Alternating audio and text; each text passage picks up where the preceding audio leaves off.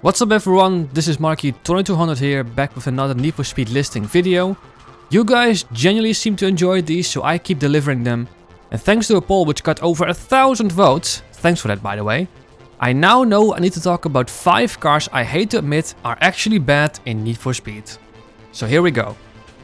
The first one being the Chevy Camaro from Need for Speed Undercover. And we'll begin with a car that I just don't hate to admit is bad, but I'm actually embarrassed about to admit it's bad.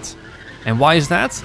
Because this used to be my go-to starter car in Need for Speed Undercover. The funny thing is that I never really struggled with it.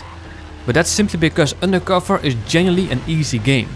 Which meant I had no idea the Camaro was in reality, compared to the other tier 4 cars, a dreadful choice. To put it into perspective, the very first car you drive after the intro is the Nissan 240SX. Which is among the worst tier 4 cars in the game. But it's not the worst. No, there are exactly 2 cars worse than the 240SX, and by now you probably guessed where this is going. The Camaro is quite simply the worst handling car in the entire game. However, you'd expect, being a muscle car, that it will make up for that with great acceleration, but it doesn't. Its only saving grace is its decent top speed at best, and that's one thing that's keeping it from being the absolute worst car in Undercover. So yeah, the Camaro in Undercover is quite horrible. Well, maybe not that horrible, but still pretty bad. Next up we have the Lancia Delta from Pro Street. And I always thought the Lancia Delta was a bit of an oddball choice for a Need for Speed game. But don't get me wrong, I really do like the Lancia Delta. And that's exactly why I hate to admit it's bad in Pro Street. Out of the 76 cars, the Lancia Delta ranks just 61st overall. And that's with taking into account that front-wheel drive and all-wheel drive cars can't compete in drift and or wheelie competition. But truthfully and funnily enough, it wouldn't have mattered too much. Because if I hadn't factored that in, the Lancia Delta would have still ranked just 63rd overall, rather than 61st. Now its main selling point is clearly grip racing. Around Antapolis it managed to achieve the 34th best lap time, and it does handle beautifully.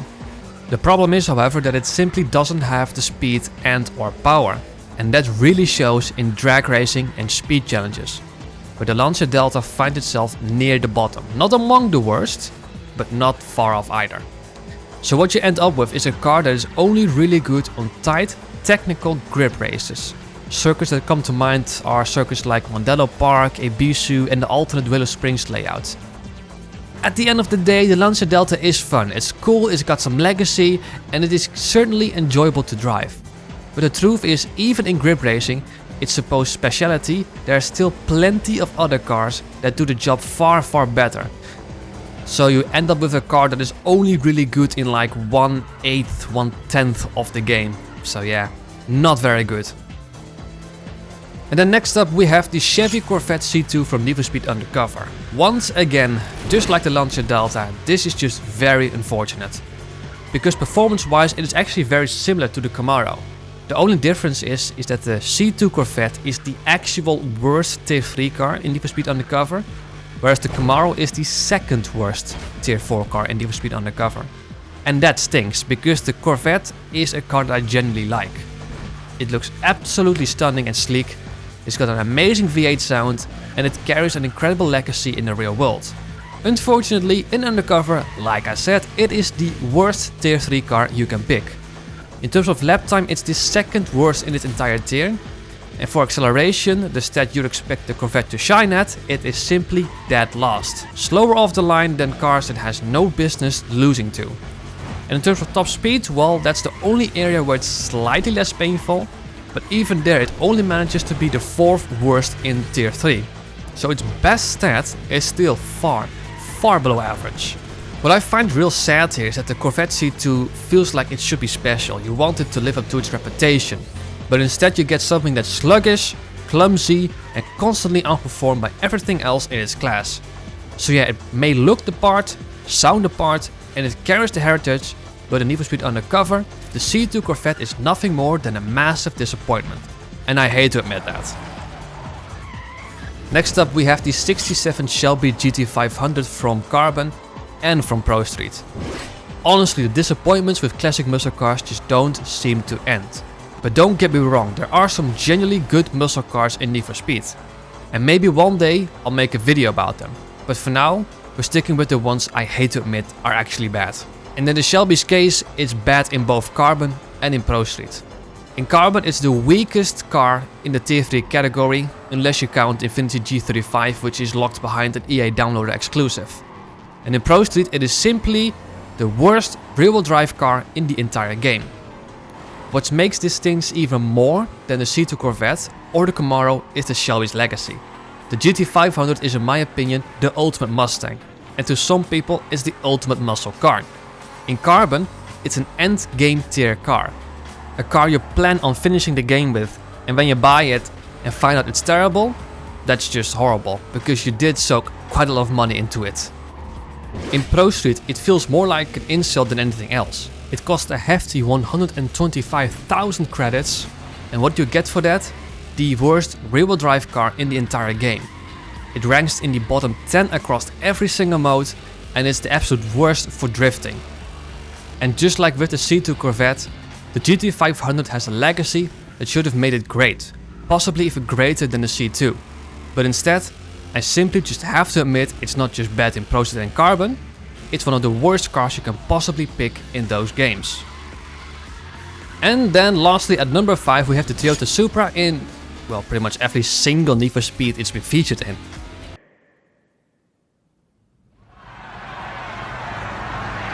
Yeah, the Toyota Supra. It's one of those cars that carries a massive legacy in real life, but in Need for Speed it almost never lives up to the hype, and that is a real shame. Supra has an enormous cult following, but in the Need for Speed games it usually ranges from either bad to mediocre at best. Because in Need for Speed Underground 1, it is actually the worst car you can pick for road racing. The lack of downforce completely ruins it, and yes, while it is good for drag racing, it is still not the top choice. Underground 2 doesn't change much. This time it's not the worst, but it's still one of the weakest cars you can pick for circuit racing, with the same flaws carrying over from Underground 1. Then you get to Most Wanted, where the Supra again lands near the bottom of the pack, where it has mediocre handling, poor acceleration, and its top speed is simply nowhere close to competitive. In Carbon, it's an average for the Tier 3 tuners, however it's outside the top 10 for the tier in general, which is mediocre considering there are 17 Tier 3 cars in Carbon, 15 if you exclude the DLC. In Pro Street, oh hang on mate, actually Pro Street is a perfect example of how, mix-match the Supra can be. For example, for drag racing, it is a beast. It is in the top 5 for that. But outside of drag racing, it is below average for all other modes. Then Undercover doesn't do it any justice because this car is just fine and nothing more, just mediocre at best. And Shift 1 and 2 follows the same pattern.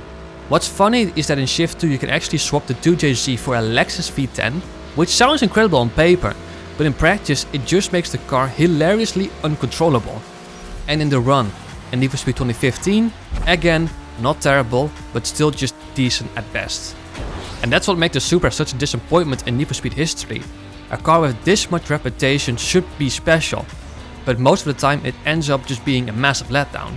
The only real exception, and I'm not joking, where this car actually somewhat is good, is the actual very first Need for Speed. In the first Need for Speed, the Supra is a C-Class car along the Acura NSX and the Mazda RX-7. There it actually has insanely great acceleration, decent handling, and while its top speed may be a bit lacking here and there, it is still competitive. Honestly, Need for Speed 1 is the only game where I can say the Supra is actually good.